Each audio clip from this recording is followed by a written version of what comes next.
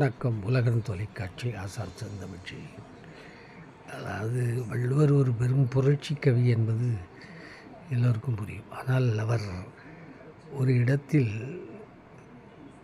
மது விலக்கு, ஒரு இடத்தில் மாமிசம் உண்ணாமை, ஒரு இடத்தில் இதெல்லாம் தமிழகத்தில் மண்டி கிடந்தது. பரத்தை பிரிவு என்பதை ஒரு இலக்கணம், அகப்பொருள் இலக்கணத்தில் அது ஒரு துறை.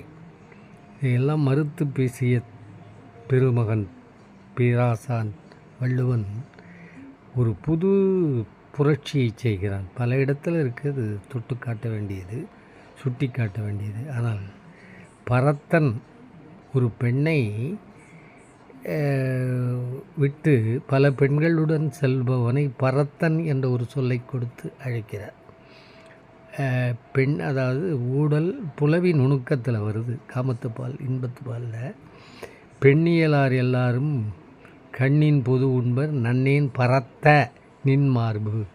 இந்த எங்கேயுமே இது போன்ற ஒரு ஆணை பார்த்து பரத்தன் என்று சொன்ன ஒரு துறையை நாம் பார்த்ததே இல்லை. வள்ளுவன் அங்கே புரட்சி செய்கிறான். நீ ஒரு பெண் மற்றவனோடு படுத்தால் பரத்தை என்று சொல்லுகிறாயே, நீ பல பெண்களோடு படுத்தால் அது பரத்தமை இல்லையா, நீ பரத்தன் இல்லையா என்று 2000 ஆண்டுகளுக்கு முன்பே வள்ளுவர் பெருமான் ஒரு புரட்சியை காமத்துப்பாலிலும் செய்திருக்கிறார்.